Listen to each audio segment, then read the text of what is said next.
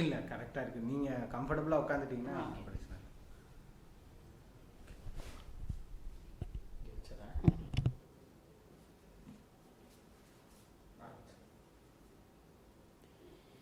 அனைவருக்கும் இனிய வணக்கம்.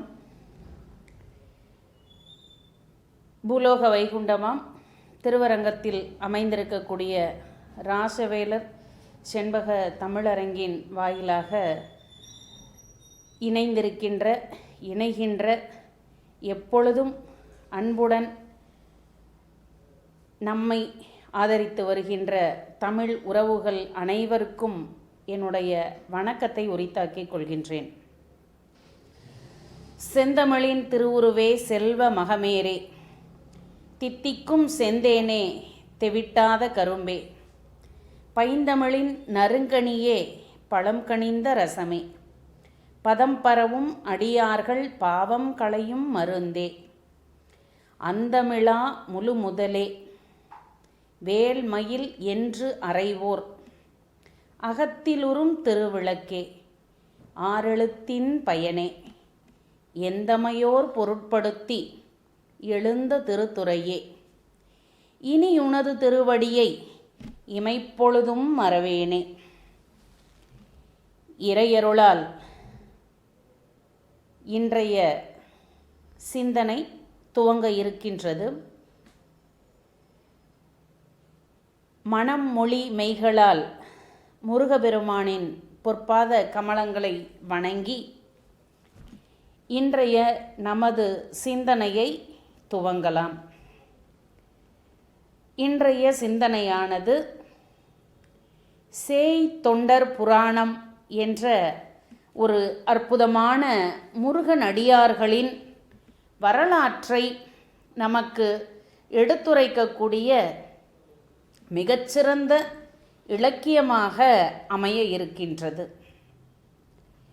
சேக்கிழார் பெருமான் இயற்றியருளிய பெரிய புராணம் நாம் அனைவராலும் அறியப்பட்டது. சைவ உலகினரால் இன்றளவும் போற்றப்பட்டு கொண்டு வருகிறது. திருமுறைகளில் 12ஆம் திருமுறையாக இடம்பெற்றிருக்கிறது.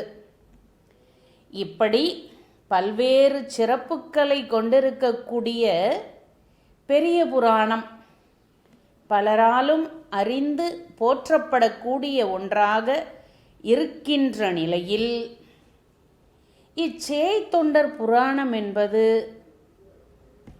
பலரால் அறியப்படாத ஒன்றாக இருக்கின்றது என யான் எண்ணிய காரணத்தினால் அறிவார்ந்த சமூகத்தில் பலர் அறிந்திருக்கலாம். அறியாத ஒரு சிலருக்காக அறிந்திராத அதில் இருக்கின்ற முருகனடியார்கள் குறித்த வரலாற்றுக்காக இறையருள் கருணையினால் நான் இந்த நூலினை இச்சிந்தனைக்காக தேர்வு செய்துள்ளேன். சேய் தொண்டர் புராணம். இச்சேய் தொண்டர் புராணத்தை இயற்றி அருளியவர் யார்? இந்த நூலினுடைய வரலாறு என்ன? இதன் சிறப்பு எப்படிப்பட்டதாக அமைந்திருக்கின்றது என்பது குறித்து நம்முடைய சிந்தனை தொடர இருக்கின்றது. எப்படி நமக்கு பெரிய புராணம் என்பது சிவனடியார்களின் வாழ்க்கை வரலாற்றினை எடுத்துரைக்கக்கூடியதாக அமைந்திருக்கின்றதோ அதனை போன்று இந்நூலானது முருகனடியார்களின் வாழ்க்கை வரலாற்றை எடுத்துரைக்கின்றது. அதுவும் 78 முருக அடியார்களின் வரலாறு. அதனை பகுத்து கூறினால் தனியடியார்களாக 66 பேரையும் தொகையடியார்களாக 12 சுட்டப்படுகிறார்கள். இதனை போன்று 3 பெண்ணடியார்கள் குறிப்பிடப்படுகிறார்கள். ஔவையார், முருகம்மையார், மீனாட்சி அம்மையார் என்று 3 பெண்ணடியார்கள் பெரிய புராணத்தில் குறிப்பிட்டிருப்பது போலவே 3 பெண்ணடியார்கள் குறிப்பிடப்படுகிறார்கள். தமிழ் இலக்கிய வரலாற்றில் பெரிய புராணம் ஒரு தனித்த சிறப்புக்குரியது. மண்டலித்த செய்யுள் அமைப்பு என்பார்கள். உலகெல்லாம் உணர்ந்து ஓதற்கரியவன் என்று எப்படி துவங்குகிறதோ அதனை போன்றே நமக்கு நிறைவு பாடலும் உலகெல்லாம் என்றே நிறைவு பெறும். அதனை அடியொற்றியே செய்தொண்டர் புராணமும் நிலம் என்று துவங்குகிறது. எப்படி உலகெல்லாம் என்று அங்கு துவங்குகிறதோ அதனை போன்று நில உலகெல்லாம் உணர்ந்து ஓதற்கரியவன் என்று துவங்கி நிலம் என்ற செய்யுளிலேயே, அதாவது சொல்லிலேயே முடிவடைகிறது. இப்படி 2 நூல்களுக்கும் உடையதான தொடர்பு மிகச் சிறப்பு வாய்ந்ததாக அமைந்திருக்கின்றது. இந்த செய்தொண்டர் புராணம் என்பது 3333 பாடல்களை கொண்டதாக அமைந்திருப்பது மற்றும் ஒரு சிறப்பு. இந்நூலானது தோன்றிய வரலாறு எப்படிப்பட்டது, எத்தகைய சிறப்புடையது என்று பார்த்தால், முருகவேள் பன்னிரு திருமுறை எவ்வாறு நமக்கு 12 திருமுறை என்ற அமைப்பு இருக்கின்றதோ அதனை போன்றே முருகன் அடியார்கள் குறித்தும் முருகனுடைய பாடல்கள் குறித்தும் சிறுக சிறுக செய்திகளை எல்லாம் சேகரித்து வந்தவர் தணிகை, திருத்தணிகை மாமணி என்று போற்றப்படுகின்ற வாசு செங்கல்வராய பிள்ளை. இந்த வாசு செங்கல்வராய பிள்ளை என்று சொல்லப்படுகின்ற திருத்தணிகை மாமணி என்று போற்றப்படுகின்றவரின் தகப்பனார் வடக்குப்பட்டு சுப்பிரமணியனார்.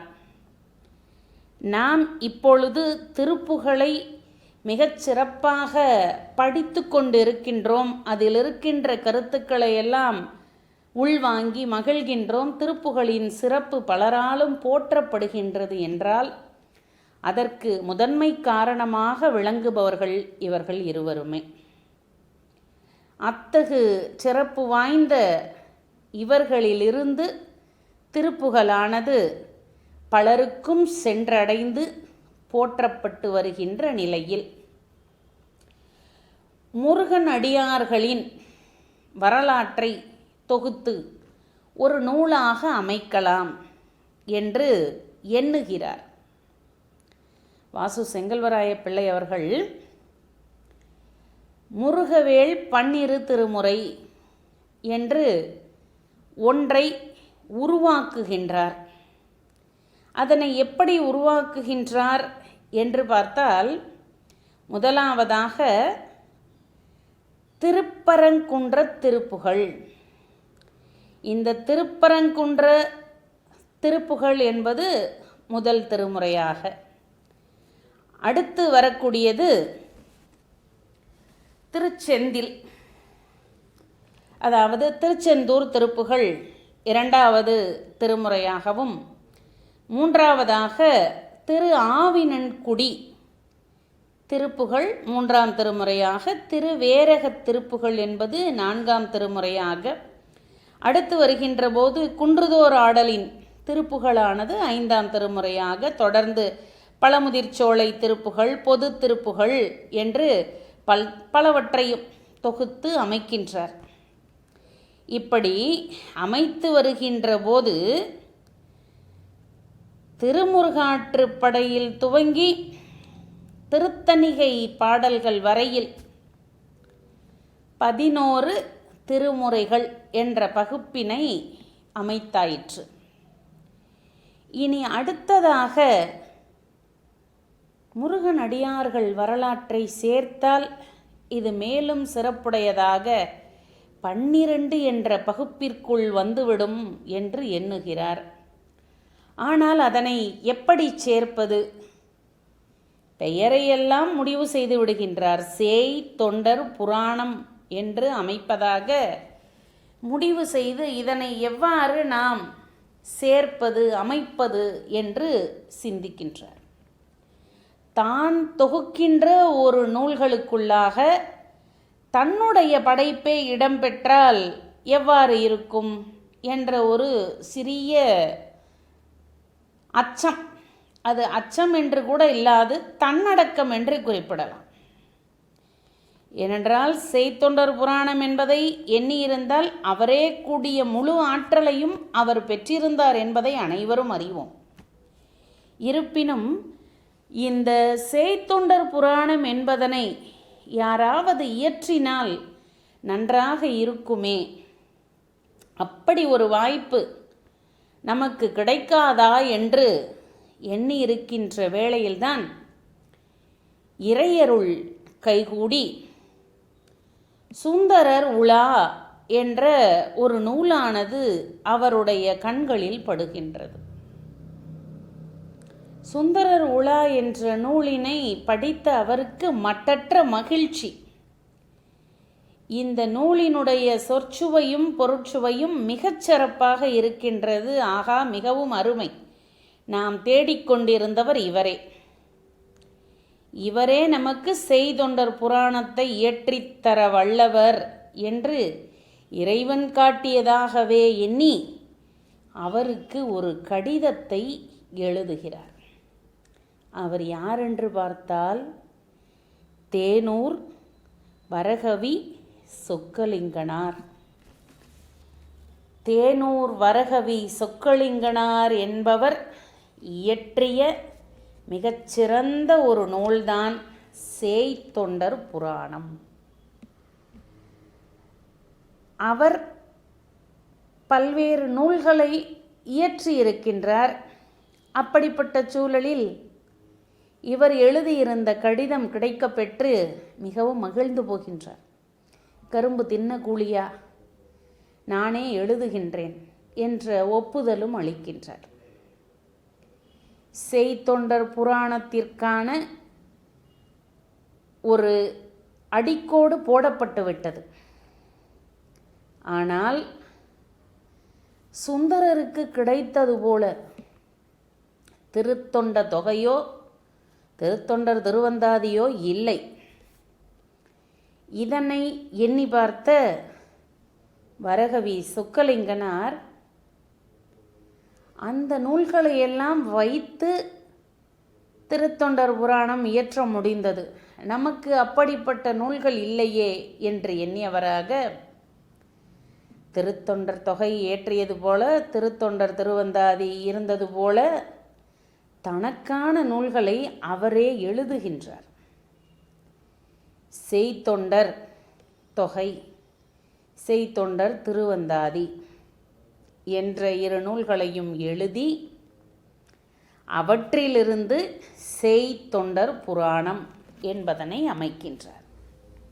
இப்படி தனக்கு இந்நூல் எழுதுவதற்கான வாய்ப்பு கிடைத்ததனை எண்ணி மிகவும் மகிழ்ந்து அந்த நூலினை இயற்றுவதற்கான வரையறையை முடிவு செய்து ஆண்டிற்குள்ளாக முடிக்க வேண்டும் என்று முருகனடியார்கள் பற்றிய செய்திகளை எல்லாம் எப்படி நமக்கு பெரிய புராணத்திற்கு முந்தைய நூல்களாக அல்லது அதனை பார்த்து அதிலிருந்து செய்திகளை திரட்டி எழுதுவதற்கு சேக்கிழாருக்கு திருத்தொண்ட தொகையும் திருத்தொண்டர் திருவந்தாதியும் அமைந்ததோ அதனை போன்றே செய்தொண்ட தொகையையும் செய்தொண்டர் திருவந்தாதியையும் ஏற்றிக்கொள்கின்றார். மேலும் நமக்கு எப்படி செய்தொண்டர் தொகையில் திருவாரூர் புகழ்ந்து கூறப்பட்டிருக்குமோ, ஆரூர் பிறந்த அம்மானுக்காளே என்று எப்படி கூறப்பட்டிருக்குமோ அதனை போன்றே இங்கு செய்தொண்டர் புராணத்தில் அம்மான் திருத்தணிகை அம்மானுக்காளே என்று அதனையும் பெரிய புராணத்தை அடியொற்றியே கொடுத்திருக்கின்றார். இவ்வாறு இந்த செய்தொண்டர் புராணம் என்பது முருகனடியார்களின் வரலாற்றை விளக்குகின்ற ஒரு மிகச்சிறந்த இலக்கிய நயம் வாய்ந்ததான பல்வேறு சொற்சுவை பொருட்சுவைகளையெல்லாம் உள்ளடக்கியதாக அமைந்திருக்கின்ற ஒரு நூலாக இருக்கின்றது. இதில் நமக்கு 78 முருகன் அடியார்கள் கூறப்பட்டிருக்கிறார்கள் என்று பார்த்தாலும் அவர்களது பகுப்பு முறை எப்படியெல்லாம் அமைக்கப்பட்டிருக்கிறது என்றால் தனியடியார்களையும் குறிப்பிட்டு தொகையடியார்களும் சுட்டப்பட்டிருக்கிறார்கள். 3 பெண்ணடியார்கள் சுட்டப்பட்டிருக்கிறார்கள். அடுத்ததாக அவர்களுடைய வரலாறு எவ்வளவுக்கெவ்வளவு எளிமைப்படுத்தி மக்களிடம் சேர முடியுமோ அந்த வகைப்பட்டதாக அமைக்கப்பட்டிருக்கிறது. இப்படி முருகனடியார்களின் வரலாறு கிடைத்துவிட்டது. அப்படி வரகவி சொக்கலிங்கனாரால் தேனூர் வரகவி சொக்கலிங்கனாரால் இயற்றப்பட்ட இந்த சேய் தொண்டர் புராணம் என்பது முருகவேள் 12 திருமுறையுள் 12ஆம் திருமுறையாக சேர்க்கப்பட்டு போற்றப்பட்டது. இந்த நூல்கள்தான் நமக்கு முருகவேள் 12 திருமுறை என்று வழங்கப்படுகின்றன. 12 திருமுறை என்ற பகுப்பு அனைவரும் அறிந்ததாக இருந்தாலும் இம்முருகவேள் 12 திருமுறை என்ற பகுப்பு அவ்வளவாக அறியப்படாத ஒன்றாக இருக்கின்றது. இப்படி முருகனடியார்கள் பற்றியதான அடியார்களின் வரலாற்றினை நமக்கு மிகச்சிறப்பான முறையில் இயற்றி கொடுத்த இத்தேனூர் வரகவி சொக்கலிங்கனார், தேனூர் என்பது திருச்சியின் அருகாமையில் இருக்கக்கூடிய ஒரு ஊர் என்பது மேலும் சிறப்பாக மகிழ்ச்சி தரக்கூடியதாக அமைந்திருக்கிறது என்று குறிப்பிடலாம். இப்படியாக அமைந்திருக்கக்கூடியதான இந்த செய்தொண்டர் புராணத்தில் முதலாவதாக இடம்பெற்றிருக்கக்கூடிய புராணம் யாருடைய புராணம் என்று பார்த்தால் செந்தில்வாள் அந்தணர் புராணம். இங்கு அமைந்திருக்கக்கூடிய இந்த நூலுள் நமக்கு மொத்தமாக 78 முருகனடியார்கள் பற்றி குறிப்பிட்டிருக்கிறார்கள். அந்த 78 முருக அடியார்களில் பெரிய புராணத்தின் அமைப்பு முறையானது முழுமையாக அப்படியே பின்பற்றப்பட்டு இருக்கிறது. பெரிய புராணத்தில் எத்தகைய முறை பின்பற்றப்பட்டு இருக்குமோ அம்முறைகள் அனைத்தும் பின்பற்றப்பட்டிருக்கிறது. அதனை அடிவொற்றியே பெரிய புராணம் தில்லைவாழ் அந்தணர்களை கொண்டு அமையப்பெற்றதாக இருக்கின்ற வேளையில் இங்கு செய்தொண்டர் புராணம் என்பது நமக்கு செந்தில்வாழ் அந்தணர்களை முதலாவதாக கொண்டதாக அமைகின்றது. இந்த செந்தில்வாழ் அந்தணர் புராணம் என்பது எப்படி அமைந்திருக்கிறது என்று பார்த்தால், ஏனென்றால் நூலினுடைய அமைப்பு முறை என்பது மிகவும் அதிகம். ஆகையால் ஒவ்வொரு அடியார்களை பற்றியதான சிறு குறிப்புகளை மட்டுமே நான் எடுத்து கூறுகின்றேன். அப்படி அடியார்களை பற்றியதான சிறு குறிப்புகளை தருகின்ற போது அவர்களை பற்றியதான ஒரு சிறிய அறிமுகம் கிடைக்கும்.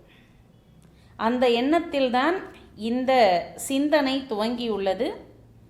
அதில் நாம் பார்க்க இருக்கின்ற முருகனடியார்களில் முதலாவதாக குறிப்பிடப்படுபவர்கள் செந்தில்வாழ் அந்தணர்கள். இந்த செந்தில்வாழ் அந்தணர்கள் எத்துணை பேர் என்பதனை ஆசிரியர் எவ்வாறு குறிப்பிடுகிறார் என்று பார்த்தால் 2 2000 பேர் என்கின்றார். நமக்கு தில்லைவாழ் அந்தணர்கள் மொத்தமாக 3000 பேர் என்று குறிப்பிடப்பட்டிருக்கும். அதனை போன்று இங்கு செந்தில்வாள் அந்தணர்கள் 20 என்று குறிப்பிடப்பட்டிருப்பது சிறப்பு. இங்கு செந்தில்வாள் அந்தணர் புராணத்தில் என்ன குறிப்பிடப்படுகிறது,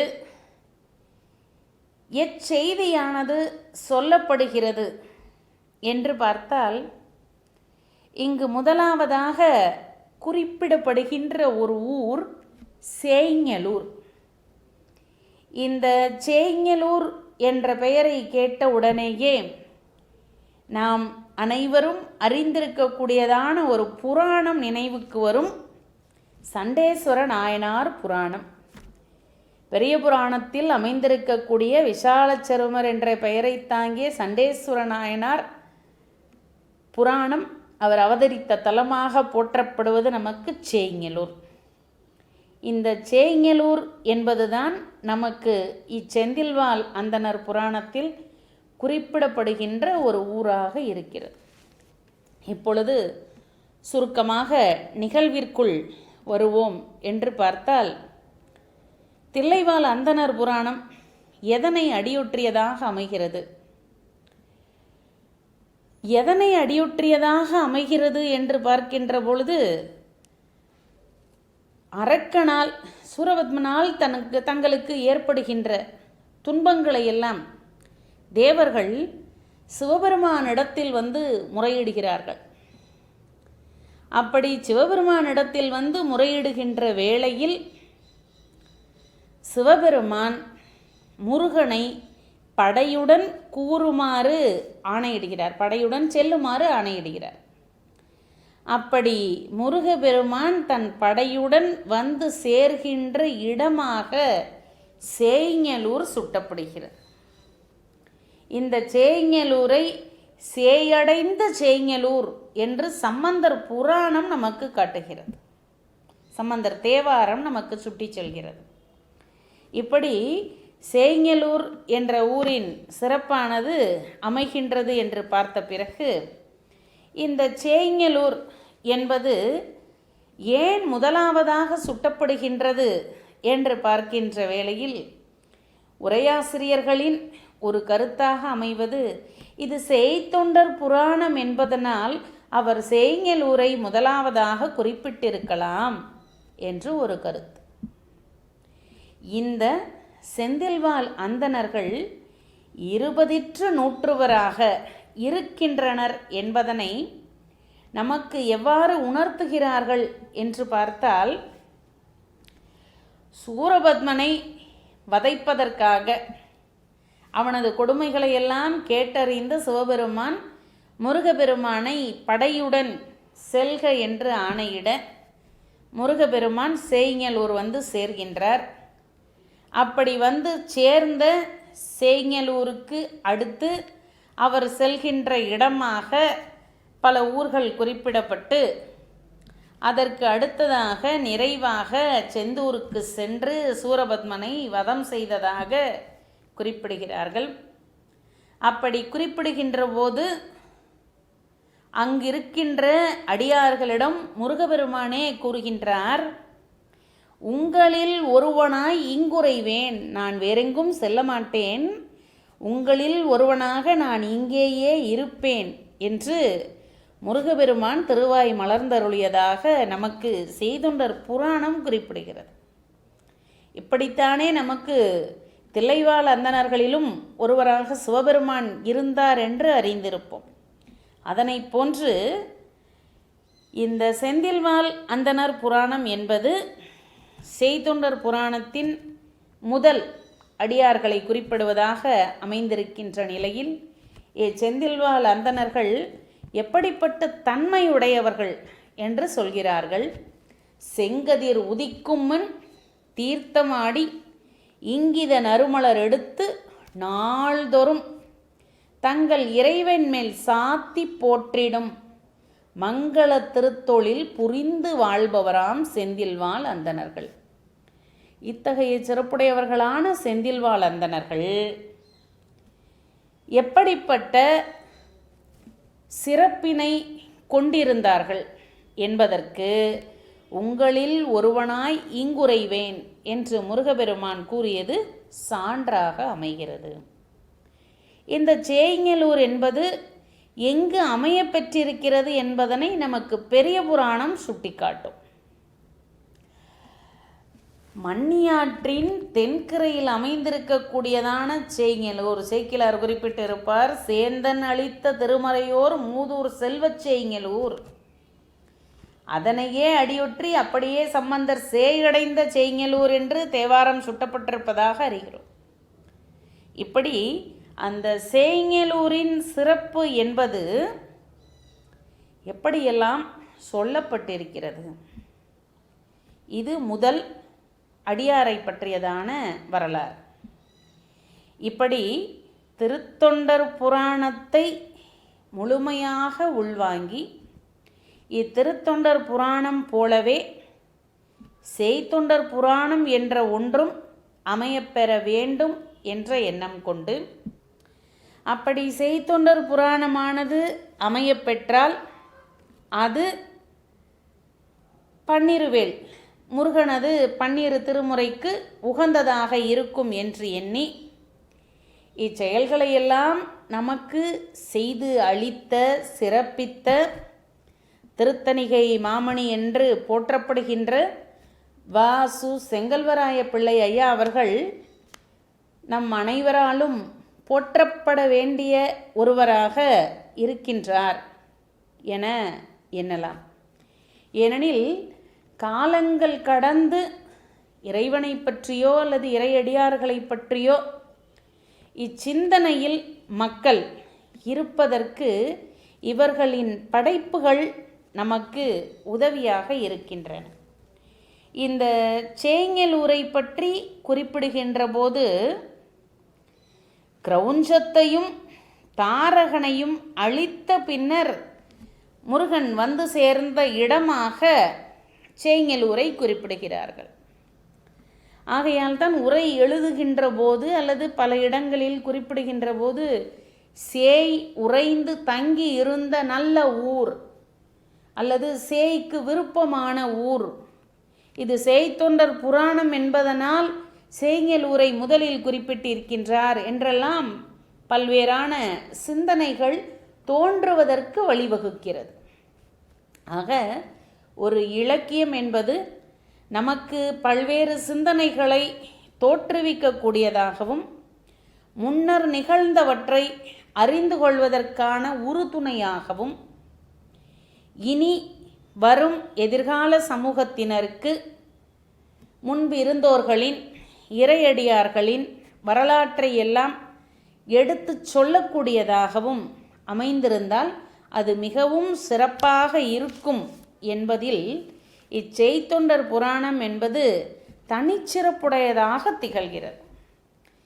எந்த இடத்திலும் ஒரு சிறு தடங்களோ அல்லது என்ன செய்துவிட முடியும் என்ற தயக்கமோ இல்லாமல் முருகவேல் 12 திருமுறை என்ற ஒரு அமைப்பு, அந்த அமைப்பிற்குள்ளாக முருகனை பற்றியதான பாடல்கள், அப்படி பாடல்களையெல்லாம் தொகுத்த பிறகு தொகுத்து வருகின்ற வேளையில் 12வதாக சேர்ப்பதற்கு அங்கு இருக்கின்ற திருத்தொண்டர் புராணம் போன்று இங்கு செய்தொண்டர் புராணம் இருந்தால் நன்றாக இருக்குமே என்ற ஒரு எண்ணம், அந்த எண்ணத்தை அத்தோடு விட்டுவிடாமல் அதற்குரியவர்களை தேடி அவர்களிடம் ஒப்படைத்து இப்படிப்பட்டதாகிய ஒரு சிறந்த நூலினை உருவாக்கி கொடுத்திருப்பது நமக்கான தனிப்பெரும் சிறப்பு.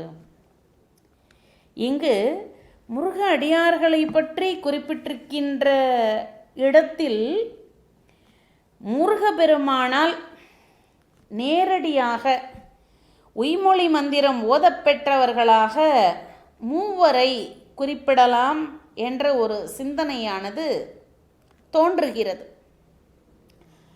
முருகப்பெருமானால் நேரடியாக உய்மொழி மந்திரம் பெற்றவர்கள் என்று பார்க்கின்ற போது முதலாவதாக சிவபெருமானையும், அடுத்ததாக குருமுனி என்று போற்றப்படுகின்ற அகத்தியரையும், இவர்களுக்கு அடுத்து திருப்புகழ் பாடி முருகனின் அவதாரமாகவே போற்றப்பட்ட சிறப்பிக்கப்பட்ட அருணகிரிநாதரையும் கொள்ளலாம். இவர்கள் முருகப்பெருமானால் நேரடியாக அருள் பெற்றவர்கள் அல்லது உய்மொழி மந்திரம் ஓதப் பெற்றவர்கள். அதாவது இங்கு சிவபெருமானை சேர்ப்பதன் காரணம் அவர் தந்தைக்கு உபதேசம் கூறினார் என்ற ஒரு சிந்தனையால் மட்டுமே கொல்லப்படுகிறது. இப்படி முருகனது சிறப்புக்கள், முருகன் அடியாரது வரலாறு, அவர்களை பற்றியதான தனித்துவமான சிந்தனைகள். ஏனென்றால் ஒரு திருத்தொண்டர் புராணம் இருக்கிறது, அதனை போன்றதாகவே ஒரு செய்தொண்டர் புராணம் என்றால் எங்கோ ஒரு இடத்தில் மாற்றம் பெற்று ஏதோ ஒரு கருத்தில் மாற்றம் பெற்று இருப்பதாக அல்லாமல் ஆதி முதல் அந்தம் வரையிலாக அனைத்தும் அப்படியே அந்நூலினை போலவே இருக்கின்ற சிறப்பு இச்செய்தொண்டர் புராணத்தில் அமையப்பெற்றிருக்கிறது. இந்நூலினுடைய சருக்கங்களின் அமைப்பும் பெரிய புராணத்தை போன்றதாகவே. ஏனென்றால் நமக்கு இந்த திருத்தொண்ட தொகையினை அடிப்படையாக வைத்து பெரிய புராணத்தின் சருக்க தலைப்புகள் கொடுக்கப்பட்டிருக்கும். அதனை போன்றே இச்செய்தொண்டர் புராணத்தின் சருக்கங்களும் எப்படிப்பட்டதாக அமைந்திருக்கின்றது என்றால், முதல் சருக்கம் செந்தில்வாள் அந்தணர் சருக்கம். அடுத்ததாக கம்பை சூழ் சருக்கம், குமரகுருபர சருக்கம், வென்றிமலை சருக்கம், அரகரச் சருக்கம், காவடி சருக்கம், குகனேரி சருக்கம், கல்லாடச் சருக்கம், தென்பழனி சருக்கம், நின்ற சீர் சருக்கம், நாரதர் சருக்கம், வானார்ந்த சருக்கம் என்று செய்தொண்ட தொகையின் ஒவ்வொரு பாடலின் துவக்கமும் ஒரு சருக்கத்தின் பெயராக அமைக்கப்பட்டிருக்கிறது. இப்படி பெரிய புராணத்தினுடைய பிரதிபலிப்பு என்று கூறப்பட வேண்டிய நிலையில் இச்செய்தொண்டர் புராணமானது அமைந்திருக்கின்றது. இருப்பினும் பெரிய புராணம் மக்களிடையே அதிகமாக பேசப்படுவதாகவோ அல்லது பலர் அறிந்த ஒன்றாகவோ அதனுடைய சிறப்புக்கள் எல்லாம் போற்றப்படுகின்ற வகையிலோ இச்செய்தொண்டர் புராணம் என்பது பலரையும் சென்று சேராத ஒன்றாக இருக்கின்றது. ஆகையினால் இந்த செய்தொண்டர் புராணம் என்பது முழுக்க முழுக்க முழுக்க முருகன் அடியார்களை பற்றி மட்டுமே பேசக்கூடியதாக, முருகனின் படை வீடுகள், முருகன் அடியாரின் சிறப்புக்கள், முருகன் அருளால் பேறு பெற்றவர்கள், முருகனை எப்போதும் எண்ணி சிந்தித்திருந்தவர்கள் என்று பல வகையிலும் முருகனது அருட்திறம் பேசப்படுகிறது. நமக்கு முருகனது அருள்திறம் பேசும் நூல்கள் திருமுருகாற்றுப்படை துவங்கி அடுத்து திருப்புகழ் வரையிலும் பல்வேறு நூல்கள் இருந்தாலும் ஒரு தொகுப்பு அல்லது வரையறை இதனை போன்ற ஒரு அமைப்பு என்ற பகுப்பிலெல்லாம் எடுத்துக்கொள்கின்ற போது இச்செய்தொண்டர் புராணம் என்பது தனிச்சிறப்பு வாய்ந்த ஒன்றாக, எப்படி அங்கு தனியடியார்கள் குறிப்பிடப்பட்டிருப்பார்களோ அதனை போன்றே தனியடியார், தொகையடியார், பெண்ணடியார்கள் 3 குறிப்பிடப்பட்டிருப்பது போன்று இங்கும் 3 பெண்ணடியார்கள். எப்படி பெரிய புராணத்தின் முதல் சீரானது துவங்கி, அதாவது உலகலாம் என்று துவங்கி நிறைவாக உலகலாம் என்று முடிகிறதோ அதனை போன்றே இங்கும் நிலம் என்று துவங்கி நிலம் என்று இம்மாநிலம் என்று முடிவடைகிறது. அதை போன்று சருக்கம், எப்படி திருத்தொண்ட தொகையின் துவக்கமானது ஒவ்வொரு பாடலின் துவக்கமானது பெரிய புராணத்தின் சருக்கமாக, அதே போன்று இங்கும் செய்தொண்ட தொகையின் ஒவ்வொரு பாடலினுடைய துவக்கமும் ஒரு சருக்கத்தின் பெயராக அமைந்திருப்பது இந்த செய்தொண்டர் புராணத்தினுடைய ஒரு சிறப்பு. இப்படி இந்த நூலானது முருகனடியார்களை பற்றி கூறுகின்ற தனித்த சிறப்புடையது என்றாலும் முதலாவதாக அமையப்பெற்றிருக்கின்ற இந்த செந்தில்வாழ் அந்தணர் புராணம் என்பது நமக்கு பல்வேறான இயற்கை சூழல்கள், உவமை நயங்கள், அடுத்து அங்கே இருக்கக்கூடிய ஊரினது சிறப்புக்கள், அங்கு கோவில் கொண்டிருக்கக்கூடிய முருகப்பெருமானின் அருட்திறம் என்று பல்வேறு செய்திகளையும் தன்னுள் கொண்டதாக, இறுதியாக நிறைவுக்கு வருகின்ற வேளையில் அங்கு இருக்கக்கூடிய அடியார்களை எல்லாம் எப்படி குறிவிடுகின்றார் என்று பார்த்தால் 100 அதிலும் அவர்களை குறிப்பிடுகின்ற போது இவர்களுக்கெல்லாம் சேர்த்த பெயராக என்ன அமைத்து குறிப்பிடுகிறார்கள் என்று பார்க்கின்ற போது திரிசுதந்திரர்கள் என்று ஒரு பெயரையும் குறிப்பிடுகிறார். இப்படி இந்த செந்தில்வாழ் அந்தணர் புராணம் என்பது செய்தொண்டர் புராணத்தின் ஒரு கடவுள் வாழ்த்து போன்றதாக, எப்படி நாம் 10 பாட்டினை கூறுகின்ற போது குறிப்பிடுகின்ற போது திருமுருகாற்றுப்படையை 10 பாட்டின் கடவுள் வாழ்த்தாக எண்ணி போற்றுவோமோ அதனை போன்றதாக இந்த முருகனடியார்களின் வரலாற்றை கூறுகின்ற நூலினுடைய ஒரு துவக்கமாக இந்த தில்லைவாழ் அந்தணர் புராணம், மன்னிக்கவும், செந்தில்வாழ் அந்தணர் புராணம் என்பது மிகச்சிறந்த ஒரு நேர்த்தியான முறையில் இருக்கக்கூடியதான புராணமாக இருக்கின்றது.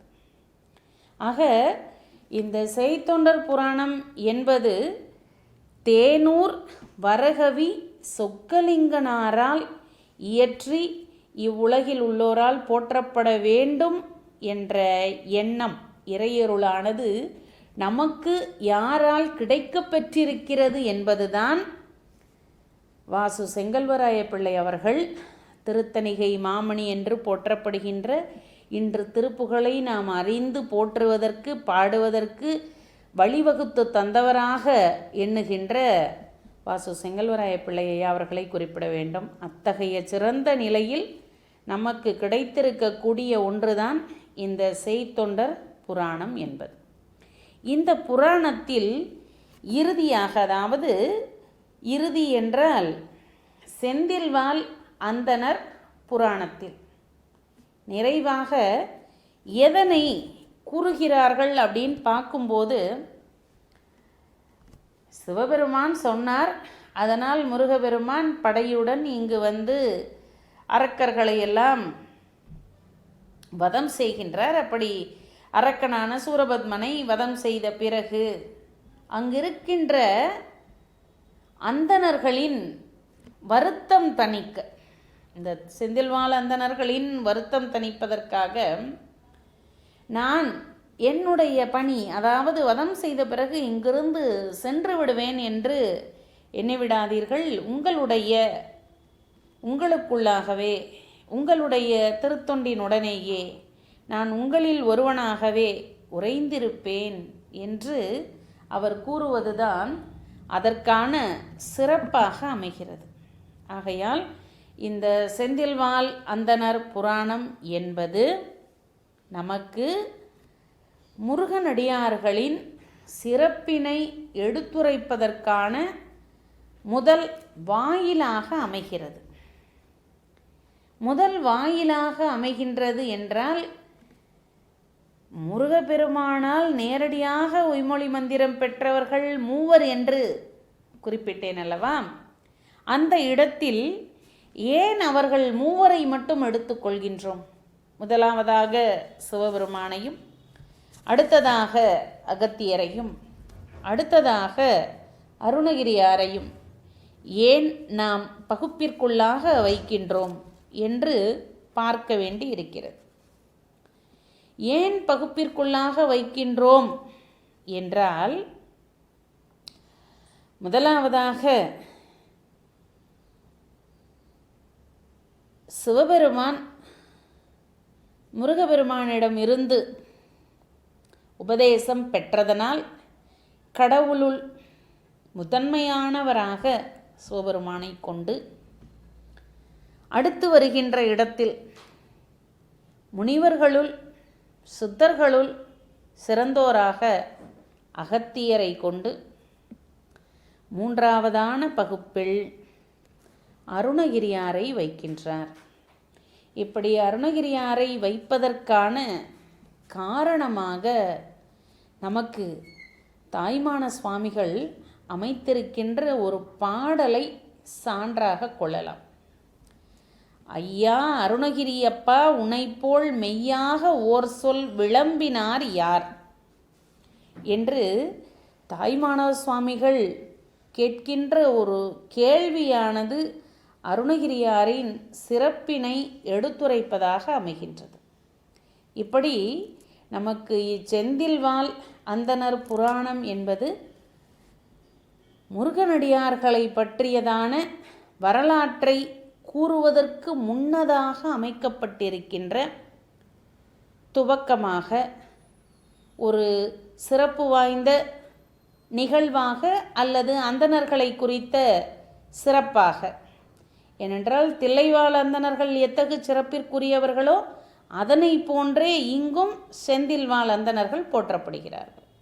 ஆகையினால் முதலாவதாக செந்தில்வாழ் அந்தணர்களை குறிப்பிட்டு அதிலும் சேங்கலூரை குறிப்பிட்டு அதன் பிறகு அடுத்து வருகின்ற அடியார்களை எல்லாம் கூறுகின்றார். ஆகையால் முருகனடியார்களின் சிறப்பினை பேசுகின்ற பல நூல்கள் இருப்பினும் இந்நூலானது நமக்கு ஒரு பகுப்பினை கொண்டதாக, எத்தனை அடியார்கள் இருந்திருக்கிறார்கள், எத்தகைய பகுப்பு இருந்திருக்கிறது, எத்தனை பெண்ணடியார்கள் இருந்திருக்கிறார்கள் என்ற பகுப்பை எல்லாம் உணர்த்தக்கூடிய நிலையில் இருக்கின்றது என்பதுதான் இந்நூலினுடைய தனித்த சிறப்பு. ஆகையினால் இனி வருகின்ற காலங்களிலெல்லாம் நாம் பல முருகனடியார்களை பற்றி சிந்திக்க இருக்கின்றோம். ஆகையினால் ஒவ்வொரு நிகழ்விலுமாக பல முருகன் அடியார்களை பற்றி சிந்திப்பதற்கான வாய்ப்பு இருக்கிறது என்பதனை மட்டும் தெரிவித்துக்கொண்டு உங்களிடமிருந்து விடைபெறுகிறேன். நன்றி, வணக்கம்.